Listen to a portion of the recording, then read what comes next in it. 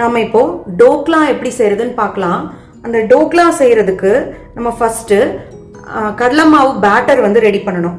அதுக்கு தேவையான பொருட்கள் 150 கிராம் கடலை மாவு, 2 டேபிள் ஸ்பூன் நாட்டு சக்கரை, 1/2 டீஸ்பூன் தூள் உப்பு, 1/4 டீஸ்பூன் மஞ்சத்தூள், 1 பிஞ்ச் பெருங்காயம், 2 டீஸ்பூன் லெமன் ஜூஸ், அடுத்தது 1 டேபிள் ஸ்பூன் வந்து கடலெண்ணெய். கடைசியா நம்ம வந்து பேக்கிங் சோடா ஆட் பண்ணுவோம், அது வந்து 1 டீஸ்பூன். நம்ம இப்போ கடலை மாவை சலிச்சுக்கலாம். அதுல எந்த கட்டியும் இருக்கக்கூடாது இல்லையா?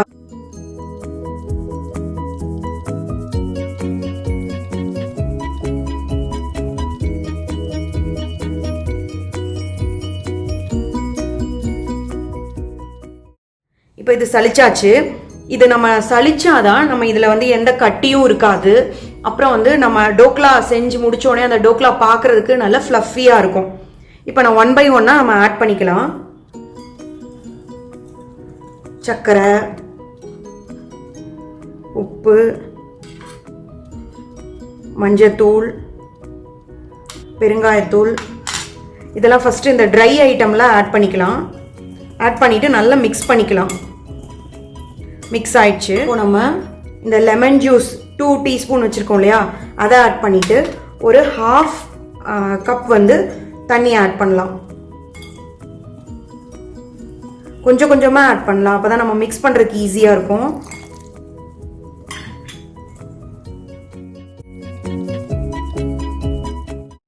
ஃபஸ்ட்டு 1/2 கப் ஆட் பண்ணியிருக்கேன், தண்ணி பத்தலை.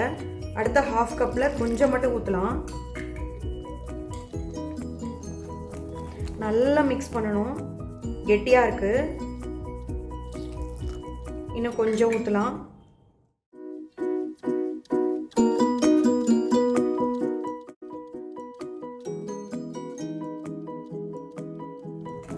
நல்லா அந்த கட்டியெல்லாம் இல்லாத மாதிரி நல்லா ஒரே மாதிரி. இப்போ கிளாக் வைஸில் நம்ம மிக்ஸ் பண்ணுறோன்னா அதே மாதிரி கிளாக் வைஸ்லேயே மிக்ஸ் பண்ணலாம். ஃபஸ்ட்டு 1/2 கப் ஊற்றிட்டேன். அடுத்த 1/2 கப்பில் இன்னும் 1/2 கப் இருக்குது. ஆக மொத்தம் 3/4 கப் மட்டும்தான் ஊற்றிருக்கேன். இப்போ பார்த்தீங்கன்னா இப்படி கண்டினியூஸாக வருது இல்லையா, அந்த மாதிரி கன்சிஸ்டன்சியில் நம்ம வச்சிடணும். போதும், இதுக்கு மேலே தண்ணி ஊற்ற வேணாம். நல்லா ஒரு 5 to 6 மினிட்ஸ் வந்து இப்படி மிக்ஸ் பண்ணிட்டே இருக்கணும். இப்போ நம்மளுக்கு கேக் பிளெண்டர் இருந்துச்சுன்னா அது ஒரு 2 மினிட்ஸ் இருந்தால் போதும். இப்போ நம்ம ஆயில் ஊற்றுறதுக்கு மறந்துட்டோம். 1 டேபிள் ஸ்பூன் இருக்க மாதிரி ஊற்றிக்கலாம்.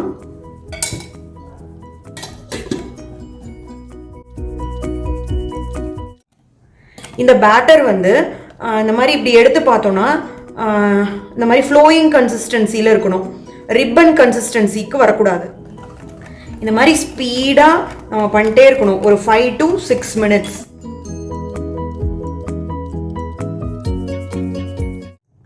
இப்போ 6 மினிட்ஸ் ஆயிடுச்சு. நம்ம வந்து இதை வந்து நல்லா ஊற வைக்கலாம். இது ஒரு 15 to 20 மினிட்ஸ் இருக்கணும். இன்னும் பேக்கிங் சோடா வந்து ஆட் பண்ணலை. நம்ம அந்த ஸ்டீம் பண்ணுறதுக்கு முன்னாடி பேக்கிங் சோடா ஆட் பண்ணணும். இப்போ பார்த்தீங்கன்னா 20 மினிட்ஸ் ஆயிடுச்சு. ஒரு மிக்ஸ் பண்ணிவிட்டு இந்த பேக்கிங் சோடாவை போட்டுட்டு அதே அளவு 1 டீஸ்பூன் தண்ணி அந்த பேக்கிங் சோடா மேலே ஊற்றிடலாம். ஊற்றிட்டு நல்லா மிக்ஸ் பண்ணிடணும். நல்லா மிக்ஸ் பண்ணிடணும். அதே டைமில் கேக் பண்ணுவோம் இல்லையா, அந்த பேனை க்ரீஸ் பண்ணி வச்சுக்கலாம். அட் த சேம் டைம் நான் வந்து அந்த இட்லி பாத்திரத்தில் தண்ணி வச்சு சூடாயிட்டிருக்கு. இதை வந்து க்ரீஸ் பண்ணியாச்சு.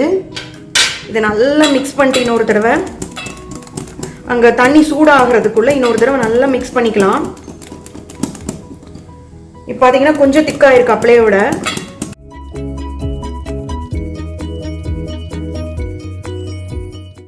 நல்லா மிக்ஸ் பண்ணியாச்சு. இப்போ வந்து இந்த பேனில் அப்படியே ஊற்றிடலாம்.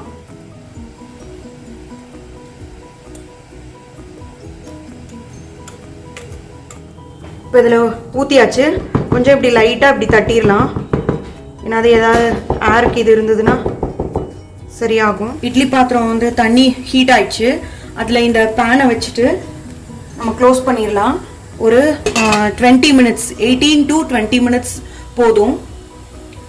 ரொம்ப வேக வச்சோம்னா அது வந்து ரொம்ப ட்ரை ஆயிரும். நான் ஒன்று சொல்ல மறந்துட்டேன். அதாவது இது வந்து ரொம்ப மீடியமுக்கும் கொஞ்சம் கம்மியாக, ஸ்லோவுக்கும் ரொம்ப சிம்முக்கும் கொஞ்சம் அதிகமாக நம்ம வைக்கணும் ஃப்ளேமை. இப்போது 20 மினிட்ஸ் ஆயிடுச்சு, பார்ப்போம்.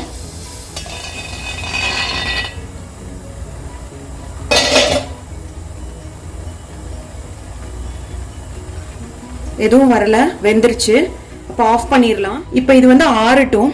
அதுக்குள்ளர இந்த டோக்லாக்கு நம்ம தாளிச்சு கொட்டுறதுக்கு ஒன்று ரெடி பண்ணிடலாம். தாளிக்கிறதுக்கு அடுப்பில் ஒரு கடாய் வச்சுட்டு இதில் ஒரு 2 ஸ்பூன் கடலெண்ணெய், எண்ணெய் காயிட்டும். எண்ணெய் காஞ்சிருச்சு, கடுகு போடலாம்.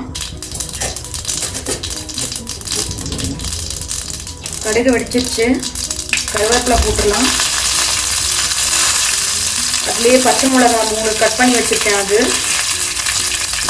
நல்லா பொரியட்டும். இது நல்லா பொரிஞ்சோடனே 1 கப் தண்ணி ஊற்றிடலாம்.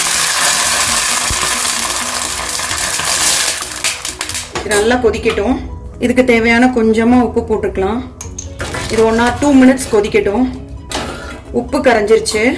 உப்பு கரைஞ்சதுக்கப்புறம் ஒரு 2 டேபிள் ஸ்பூன் சர்க்கரை போட்டுக்கலாம். நம்ம அந்த கடலை மாவு பேட்டர்லேயே வந்து லெமன் புளிஞ்சு விட்டுருக்கோம். இதில் லைட்டாக இருக்க ஒரு 4-5 ட்ராப் மட்டும் விட்டுக்கலாம். சிம்மில் வச்சுக்கோங்க, தெரிச்சிரும் வெளியில். இது 1-2 நிமிஷம் மட்டும் கொதிச்சா போதும். இந்த தண்ணி நம்ம டேஸ்ட் பண்ணி பார்த்தோம்னா நல்ல காரமாகவும் லைட்டாக இனிப்பாகவும் இருக்கும். இது நல்லா அந்த காரம் எல்லாம் இறங்கிடுச்சு. இது போதும், 2 நிமிஷம் ஆயிடுச்சு, நிறுத்திடலாம். இந்த டோக்லா பேட்டர் வந்து வெந்துருச்சு. இதை ஒரு பிளேட்டில் ட்ரான்ஸ்ஃபர் பண்ணிடலாம்.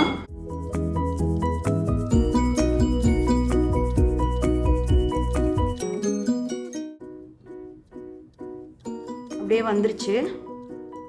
இது ஆறட்டும், அதுக்கப்புறம் கட் பண்ணிக்கலாம்.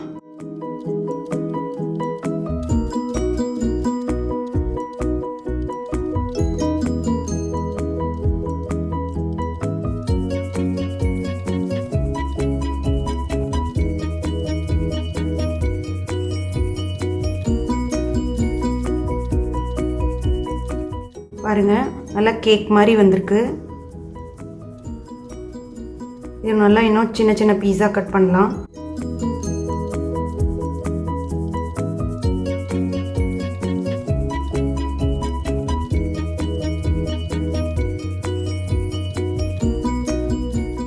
இப்போ இந்த நம்ம தாளிச்சு வச்சிருக்கோம் இல்லையா, அதை வந்து இது மேலே அப்படியே ஊற்றிடலாம்.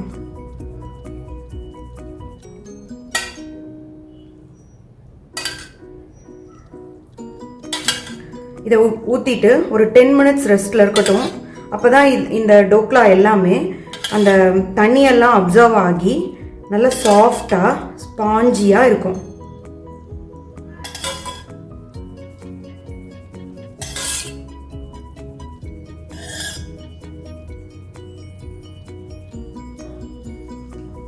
டென் மினிட்ஸ் ஆயிடுச்சு.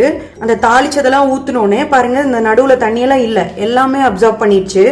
இதை பாருங்கள், இதை நான் எடுத்து வச்சுருக்கேன். இப்படி இது மேலே கொஞ்சம் கொத்தமல்லி தழை தூவி விட்டா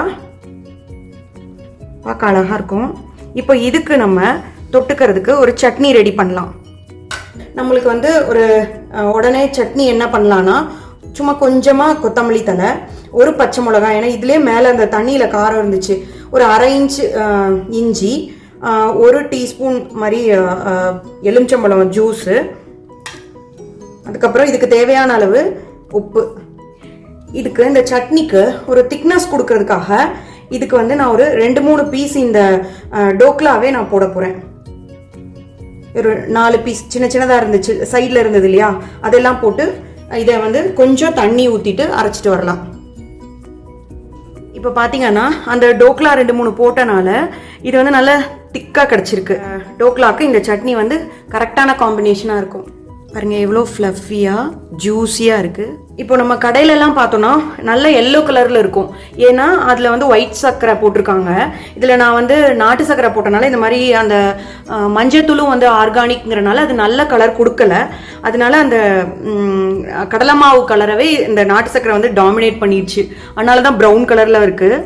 இப்போது நம்ம வந்து டோக்லா வந்து நாட்டு சர்க்கரை வச்சு ரெடி பண்ணியாச்சு. டேஸ்டியான டோக்லா ரெடி ஆயிடுச்சு.